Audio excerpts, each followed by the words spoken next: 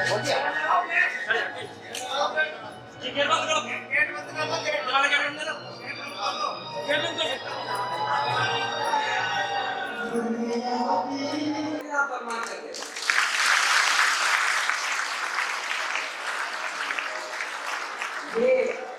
वो पावन धरती है जिसे हिंदुस्तान का मालिक कहते हैं।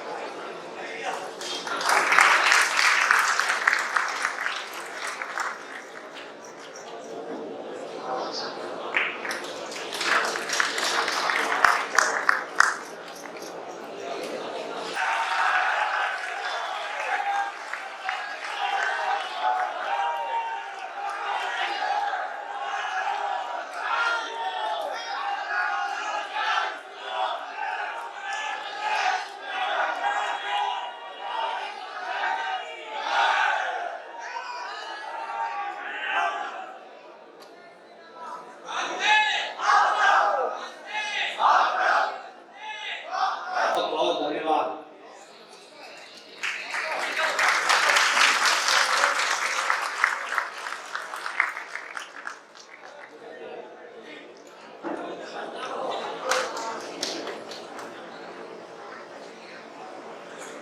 आज के कार्यक्रम के आयोजक राष्ट्रवादी संघ परिवार गुना, इस संगठन के प्रेरणा स्रोत सियाराम दास जी महाराज, पंचमुखी हनुमान मंदिर गुना, आपके शहर का एक युवा साथी जिन्होंने मुझसे संपर्क किया, दिल्ली में हमारी टीम से संपर्क किया, उनका नाम भी मैंने ऐसा नाम देश में पहली बार सुना है। उनका नाम है शेरा रजावत।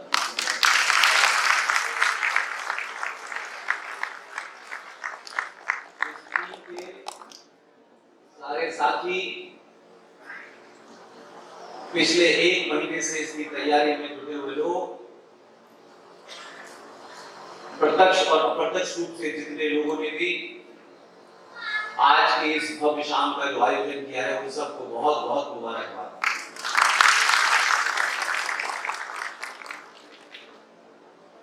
मंच पे जो महानुभाव बैठे हैं, ये आज के दौर की युवाओं की शक्ति है। ये जब देश अपना 75वां वर्षगांठ मना रहा है, तब भोपाल में नरेंद्र भानु जी भी अपनी 75वीं वर्षगांठ के बाद यहाँ आए हैं।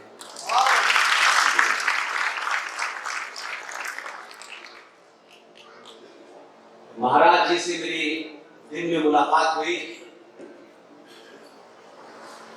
कई विषयों पे उनसे बात की मैंने। मुझे ये नहीं पता था कि किसी मंदिर का संत मुझे और मेरे साथियों की वाणी को सुनता हो। उनसे मिलने के बाद मुझे लगा कि जब ये गुना में है तो मेरी जरूरत क्या थी।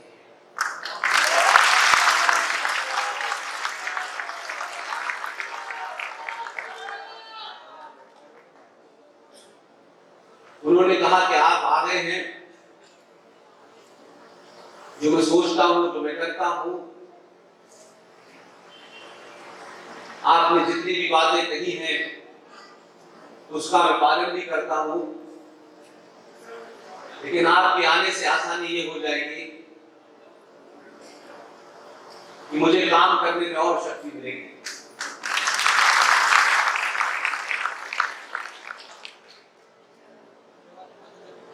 इसलिए आज के बदले हुए भारत में शब्द का बड़ा महत्व है। हमारे पढ़े लिखे लोग, अध्यापक, ज्ञानी, महाज्ञानी, बुद्धिजीवी, इन सब लोगों ने मिलके में इस राष्ट्र को इस तरीके से उसी स्थिति में रखा जाए जो 1947 में था, इसकी भरसक कोशिश की। हम जिन्हें विद्वान समझते हैं, हम जिन्हें बुद्धिजीवी समझते हैं, वो इस देश के लिए सबसे बड़ी समस्या है। हम बुद्धिजीवी उसे समझने लगते हैं जिसकी मार्कशीट बहुत मजबूत होती है।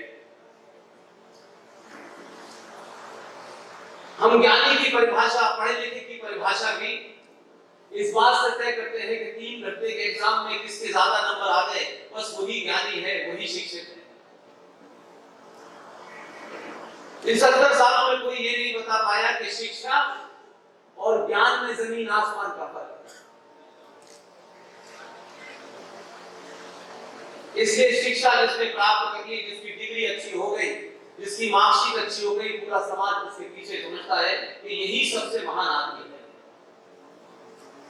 हमारे शास्त्रों में, हमारे साहित्य में कभी भी डिग्री की पूजा नहीं हुई, ज्ञान की पूजा हुई।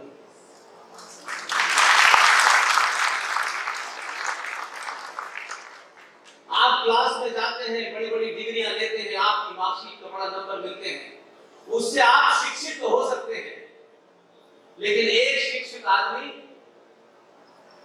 पूरी दुनिया में निगाह घुमा के देख लीजिए, हजारों साल में कहीं आपको मिलेगा नहीं। शिक्षित, मार्कशीट और नंबर, जो लोग नंबर और मार्कशीट के पीछे दौड़ते हैं, उनमें से कभी भी संकट के समय में उन्होंने राष्ट्र को नहीं बचाया, क्योंकि जीवन भर उनका उन मार्कशीट को बचाने और उससे मिली नौकरी को बचाने में गुजरता है।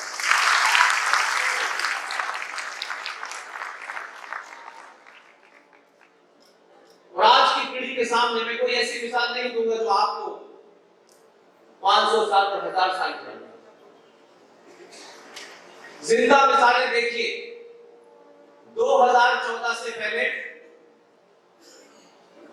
एक प्रधानमंत्री, रिजर्व बैंक का गवर्नर, यूजीसी का चेयरमैन, तमाम पदों पर रहा, 10 साल तक प्रधानमंत्री की नौकरी बचाता रहा, राष्ट्र के लिए काम नहीं किया।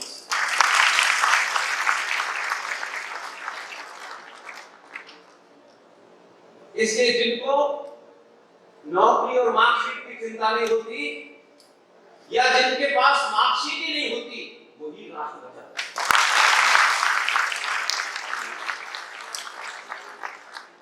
इसलिए मार्कशीट जो है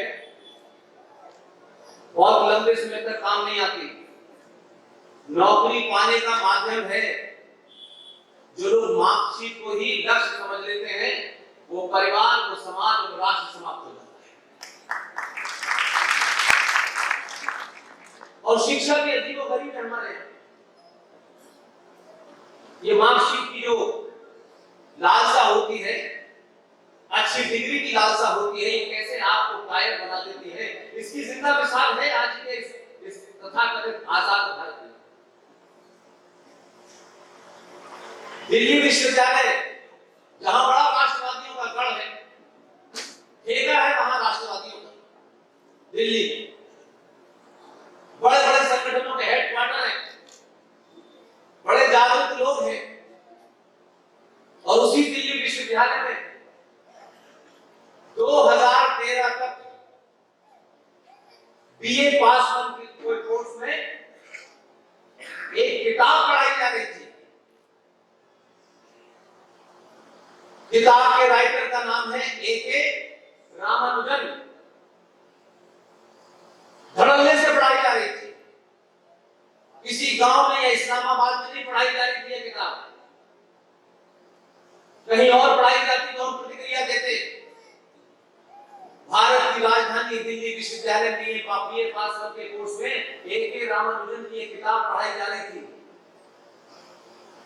10 साल तक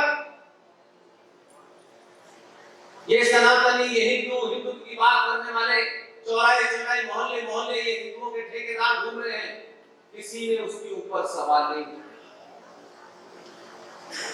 क्योंकि लालच और कुछ मिल जाए, इस बीमारी ने हजारों साल पुराने इस भारत राष्ट्र को गर्भ में मिला दिया। A.K. रामानुजन की किताब बीए पास के कोर्स में उसका एक चैप्टर था 300 रामायण। सनातनियों के बच्चे मेजोरिटी में पढ़ते हैं वहां।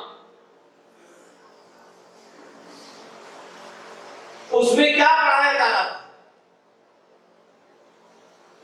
रामानुजन की किताब का एक चैप्टर पढ़ाया जा रहा था। 10 साल तक पढ़ा। हजारों हमारे परिवार के बच्चे जो बहुत राष्ट्रवादी परिवारों के भी थे, कैसे आपकी मानसिकता जो है नौकरी पाने और नौकरी पाने के लिए अगर कुछ भी कीमत देनी पड़े उसको देने के लिए आप तैयार हैं, ऐसे समाज मर जाते हैं। रामानुजन की किताब का एक चैप्टर था। उस चैप्टर में एक वाक्य है। 10 साल तक पढ़ा। हम कहते हैं बड़े चैतन्य समाज है, हमें बहुत ज्ञान है, हमें दुनिया की बातें पता है, फ्रांस में क्या हो रहा है, अमेरिका में क्या हो रहा है, इटली में क्या हो रहा है, जापान में क्या हो रहा है, लेकिन हमारे घर के पीछे की दीवार में क्या हो रहा है वो हम जानना नहीं चाहते, क्योंकि जान जाएंगे तो उसके लिए लड़ना पड़ेगा, और हमने लड़ना छोड़ दिया। A.K. रामानुजन किताब में लिखते हैं और पढ़ाया जाता है कि माता सीता का जन्म रावण की छींक से हुआ है।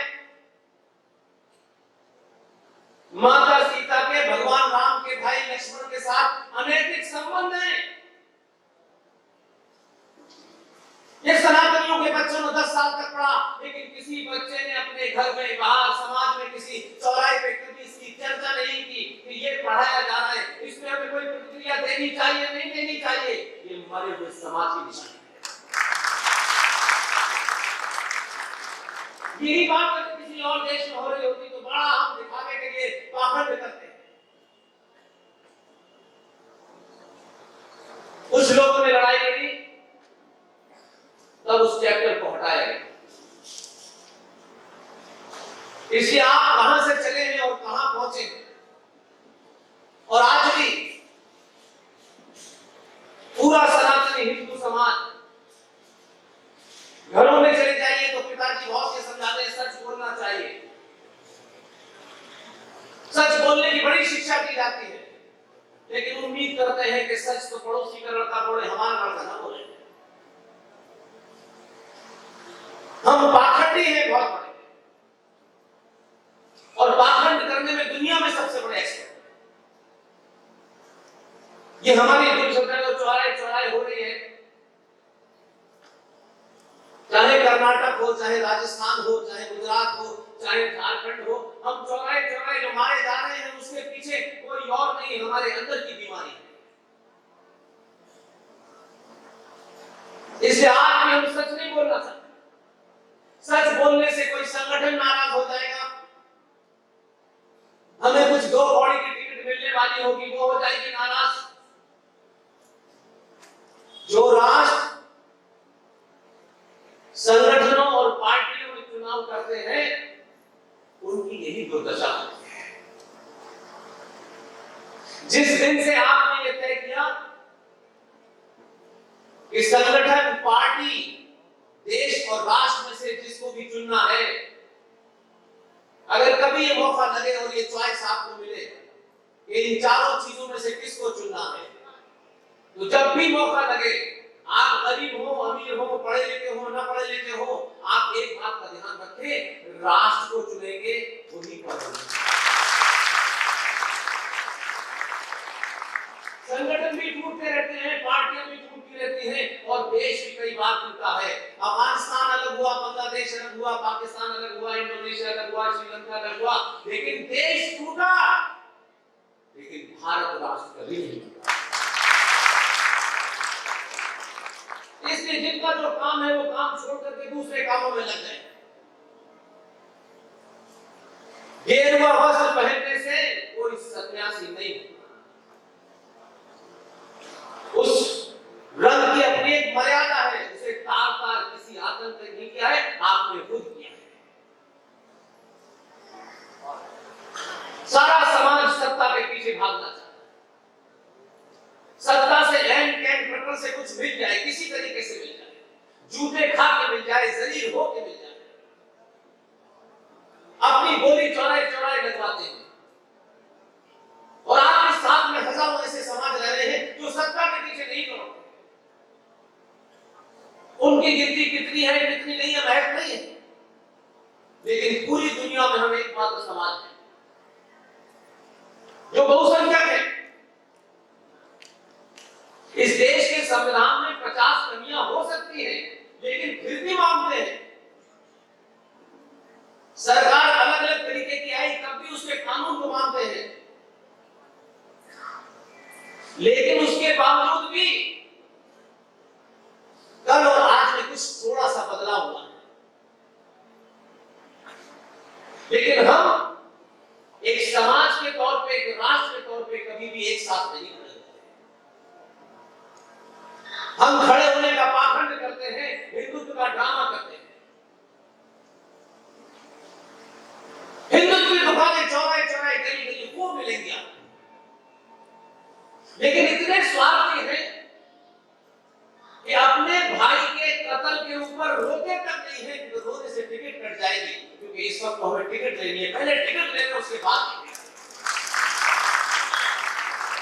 कितने बेहय और बेशर्म हो चुके हैं कि जिनको चुनते हैं, 4-4 बार चुनते हैं, उनके मुंह से भी प्रतिक्रिया नहीं होती कि कहीं रहमान भाई जो है नाराज ना हो जाए। चौथी बार नहीं, मुझे 5 बार छठी बार आप मुख्यमंत्री 1000 साल में मिल जाए उसका महत्व नहीं है। राजा वो होता है जो राष्ट्र के लिए एक दिन के लिए जीता है और हजारों साल तक राज जिंदा रहता है।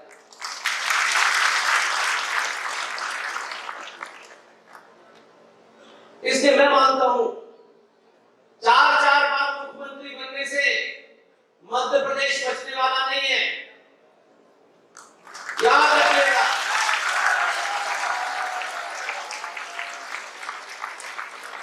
हो सकता है कुछ सालों के बाद स्कूल में पढ़ाया जाए कि बताओ किस राज्य का मुख्यमंत्री 4 बार चुना था। किताब में जिंदा रहने से अच्छा है करोड़ों लोगों के दिलों में जिंदा होइए और ये जरूर हो सकता है। जब आपको सत्ता मिले, आपकी सत्ता ने आने वाली पीढ़ियों का भविष्य, उनकी सुरक्षा, आपकी मां बहन की इज्जत कैसे 2000 साल तक सुनिश्चित हो, मैं उसी को राजा मानता हूं।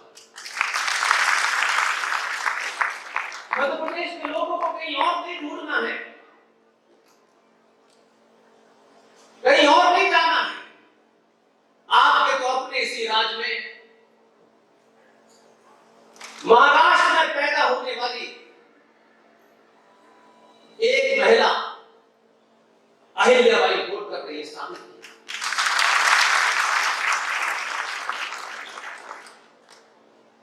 सारे कष्ट जीवन के, पिता का जाना, पति का जाना, सबका जाने के बावजूद भी आज अहिल्याबाई होलकर को भारत भूमि का कोई हिस्सा ऐसा नहीं है जो ना जानता हो। अहिल्याबाई होलकर का ये कोई नहीं रिकॉर्ड देखता है कि कितने लंबे समय तक वो रानी रही, कोई नहीं पूछना चाहता। उन्होंने व्यवस्था कैसे चलाई, ये व्यवस्था चलती रहेगी। आज भी लोग इसलिए जानते हैं कि उन्होंने अपने कार्यकाल में ये सोच के कुछ काम किए कि उनके जाने के 240 साल बाद जिस अहिल्याबाई होलकर ने एक इस्लामिक आतंकी आताताई ने, उस औरंगजेब ने, जिसने बाबा विश्वनाथ के मंदिर में बाबा की मूर्ति खंडित की थी, आपके प्रदेश की अहिल्याबाई होलकर ने 1780 में यहां से चलकर बनारस जाकर उस खंडित मूर्ति को उठा करके स्थापित कराया और आज वहां उसी बाबा विश्वनाथ की पूजा होती है।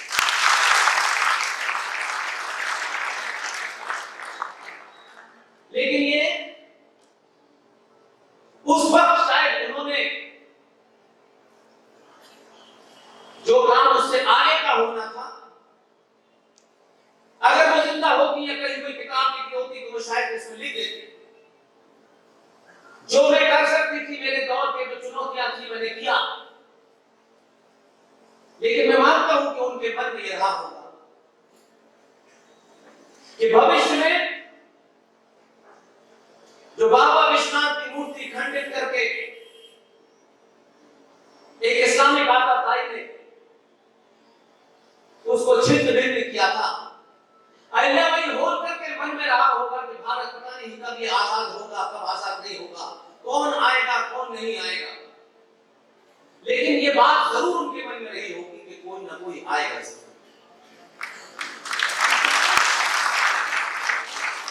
और मैं आपको उसका सीक्वेंस बताता हूं तो आपको विश्वास होगा।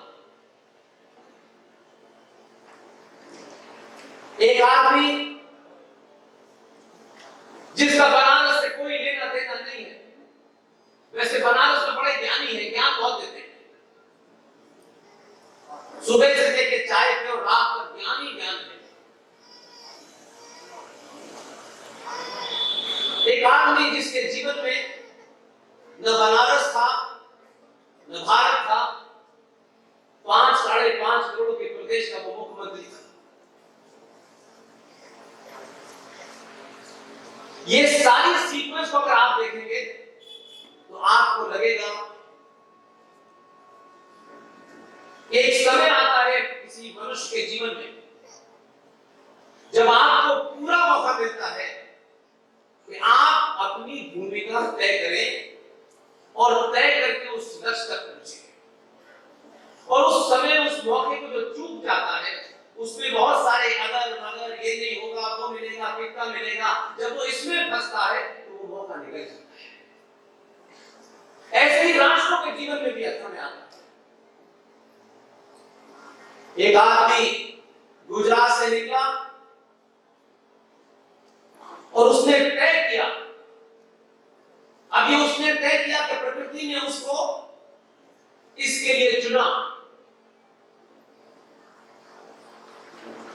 कि उसने जाकर के बनारस से चुनाव लड़ लिया। तब भी किसी को अंदाजा नहीं था कि बनारस से चुनाव होगा। चुनाव हो गया, चुनाव जीत गया, प्रधानमंत्री बन गया। उसने भारत राष्ट्र के लोगों पे भरोसा किया। ये 2014 में पहली बार, ये मैं नहीं कह रहा, जिन्हें इस आध्यात्मिक भारत के लोग भौतिकवादी समाज को जो बड़ा मानते हैं, उस अमेरिका के 2 बड़े अखबारों ने अपने एडिटोरियल में लिखा। वो आपको आज के कमोटी वाले पिताजी से नहीं जानते, दुनिया आपको आचार्य चाणक्य से जानती है। इसलिए उन्होंने अपने एडिटोरियल में आपके बारे में, आपको अपने बारे में बदख्याली हो गई है क्योंकि आपके अंदर बीमारियां आ गई, दुनिया को नहीं हुई। इसलिए दुनिया ने बहुत सोच समझ के आपके गुमराह करने का इंतजाम किया। वहां के सबसे बड़े अंग्रेजी अखबार ने अपने एडिटोरियल में 2014 के चुनाव पे अपनी टिप्पणी दी और कहा कि 70 सालों में भारत में पहली बार भारतीय सरकार बनी।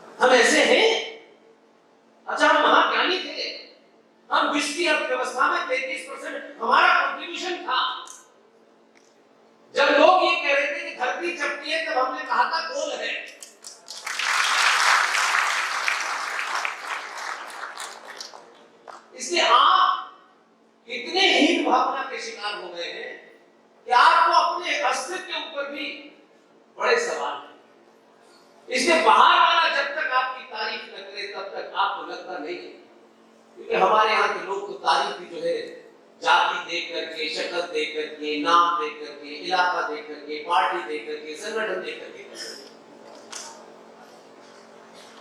लेकिन 2014 से 2019 का रास्ता सफर जब तय किया तो किसको कितना फायदा होगा, किसको कितना नहीं फायदा होगा, अगर आपका कॉन्शियस क्लियर है तो किसी की भी तारीफ करने का समय आए तो ये सोच के उसमें संकोच मत कीजिएगा, बोलता ही मत कीजिएगा कि मेरी तारीफ से किसी को फायदा होगा। अगर वो तारीफ के लायक है तो आपके ऊपर भी अगर दामन पे दाग लगे कि ये फलां के सपोर्टर है तो उससे क्या पड़ता है, मेरे दामन पे दाग लगने से कोई फर्क नहीं पड़ता, भारत राष्ट्र के दामन पे दाग नहीं लगता। तो ये घटना एक पॉलिटिकल साइंस के स्टूडेंट के नाते मैं कहता हूं, अगर ईमानदार होंगे तो 700 साल के बाद पहली बार भारत के सनातनी हिंदू ने ना यादव समझा, ना ठाकुर समझा, ना बनिया समझा, ना ब्राह्मण समझा, ना दलित समझा, आपने 2014 पैदा किया क्योंकि आप उससे पहले सनातनी हुए, तब 2014 पैदा। भारतीय राजनीति का इतिहास जब भी लिखा जाए, इस दौर की घटनाओं को अगर ईमानदारी से लिखा जाए तो हमेशा याद रखिए कि 2014 से महत्वपूर्ण 2019 है, क्योंकि हम सब के अंदर एक बीमारी है और आज भी जगह जगह में देखता हूं, हम अपने लोगों पे भरोसा कम करते हैं, पड़ोसियों पे ज्यादा करते हैं। हम 700 साल के बाद अपने होने का एहसास कर रहे हैं, बस इतना ही है, इससे ज्यादा कुछ नहीं। अभी तो हम 5 साल तक यादव ठाकुर बनिया ये वो ऊंच नीच सब कुछ रही है। आप सब जानते हैं कि मैंने सार्वजनिक जीवन जब दिन शुरू किया और मैंने कहा न मेरा कोई संगठन है, न मेरी कोई पार्टी है, न मेरी कोई विचारधारा है, मेरे मूल में सिर्फ एक ही है, राष्ट्र राष्ट्र। इसलिए किसके हक में कोई बात जाएगी और कौन मध्य प्रदेश में नाराज हो जाएगा, मुझे इसकी कभी चिंता नहीं। मेरे पास ऐसा कुछ भी नहीं है कि इस सत्ता पर बैठने वाले मेरे खिलाफ कुछ करे तो मुझे कुछ नुकसान होगा। 2 से 4 कपड़े के अलावा मेरे पास कुछ है ही नहीं। संपत्ति का शौक है, न प्रॉपर्टी का शौक है। आज भी किराए के मकान में रहता हूँ, खाली होगा कहीं और चला जाऊंगा।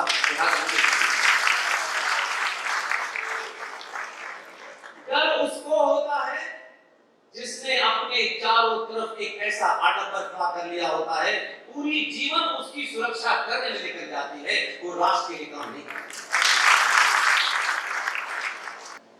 हम बातें, हमसे ज्यादा दुनिया में कोई नहीं करता। बातें करा लीजिए उससे, उतर करा लीजिए उससे, हम रात रात भर कर सकते हैं, लेकिन सच बोलने की हमारी क्षमता समाप्त हो चुकी है। हम सुनी सुनाई बातों का प्रचार करते हैं और समझते हैं कि ये मैं इसलिए कह रहा हूं कि पूरी दुनिया में, इस ब्रह्मांड में, जिसे आज कुछ नए नए शब्दों से लोग जानने की कोशिश करते हैं और आज की आधुनिक पीढ़ी को, क्योंकि हमारे बुजुर्गों को उनके पास बैठने का समय नहीं, हम उनसे संवाद नहीं करते, इसलिए वो बेचारे समझते हैं कि भारत 1947 में पैदा हुआ था, भारत माता की जय करते हैं, लेकिन माता का पता नहीं, पिता का पता है। और हम उनको ये नहीं बता पाए कि जब संसार में ज्ञान के नाम पर एक डॉट नहीं था, तब हमारे ऋषि मुनियों ने, हमारे संतों ने, महंतों ने, या आज के संत महंत नहीं, आश्रम की जमीन किससे मिलेगी उसकी चाटुकारिता करो, मुख्यमंत्री आ जाए आश्रम में कितने करोड़ मिलेंगे तो उनकी चरण वंदना करो। आज के संत महंतों की बात नहीं करना। उस जमाने में सब लोग वही काम करते थे जो काम के लिए वही थे। आज आधुनिक भारत के अंदर ज्यादातर लोगों को लगता है कि हमको तो कुछ पता ही नहीं था। 1958 में जब से अमेरिका ने एक साइंटिफिक लेबोरेटरी नासा बनाई है, तभी से हमें पता चला कि सूर्य ग्रहण कब होता है।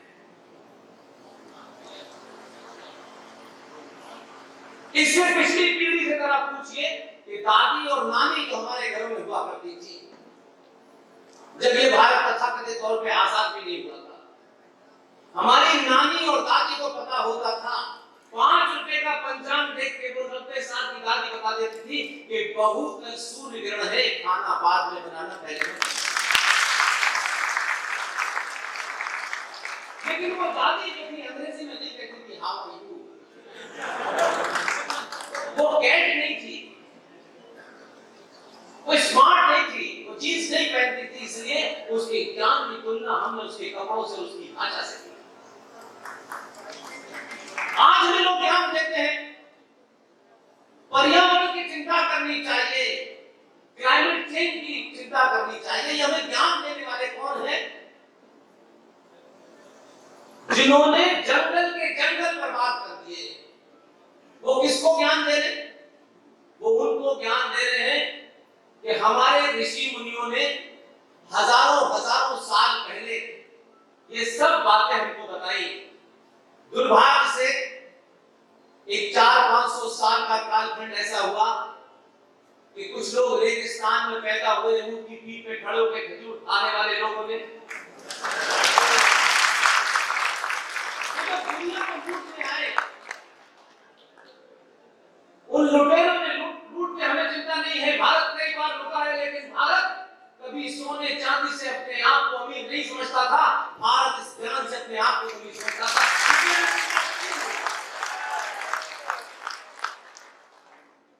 हमने कहा लुटेरा लुटेरे की प्रकृति की बात करेगा, कोई दिक्कत नहीं, ले जाओ, हम इसकी चिंता ही नहीं करते। लेकिन उस कालखंड के कारण आप ये समझने लगे कि इससे पहले तो कुछ थे नहीं, हमारा सब, हम तो गुलाम दर गुलाम थे। इसलिए क्योंकि वो लुटेरे थे तो उन्होंने मंदिरों को भी तोड़ा, सोना चांदी भी लूटा, लेकिन जाहिर भी थे। उन्होंने नालंदा लाइब्रेरी, जब पूरे विश्व में किसी विश्वविद्यालय नाम का शब्द ही नहीं था, यूनिवर्सिटी नाम का शब्द नहीं था, उस नालंदा विश्वविद्यालय में आज जिसे आप कोरिया कह सकते हैं, पुर्तगाल कह सकते हैं, वहां से लोग कैसे कैसे आते थे और नालंदा में ज्ञान प्राप्त करते थे। उनको लगता था कि 1400 साल पहले आसमान से बिना कोरियर के किताब आ गई है, इसलिए बाकी किताबों की जरूरत नहीं है।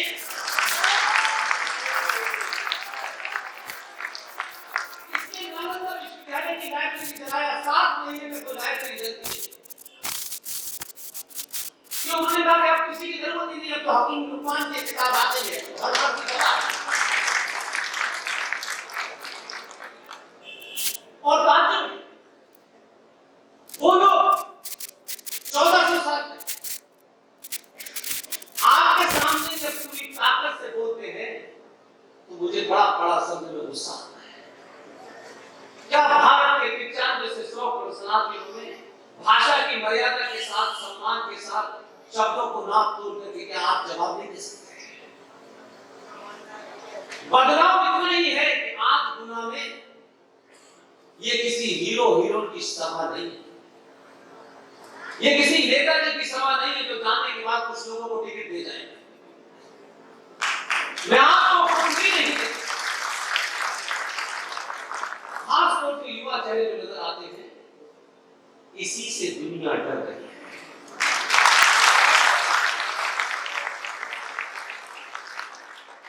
थोड़ा दबाव होगा जब आप अपने होने का एहसास दुनिया को कराते हैं, तभी दुनिया आपको चुनौती समझती है और पूरी ताकत से रोकने की कोशिश करती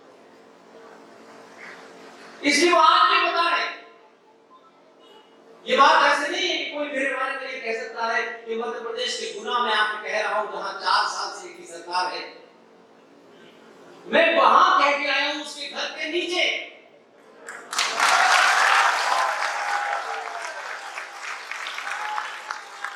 के साथ मैंने कहा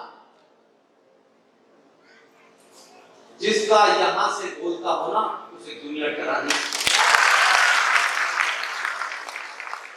यहां से आप सोच के बोलते हैं कितना बोलना है, कितने से आगे बढ़े तो पता पड़ जाए। यहां से बोल के देखिए सच के अलावा कुछ निकलेगा नहीं और दुनिया की कोई ताकत आपको डरा नहीं।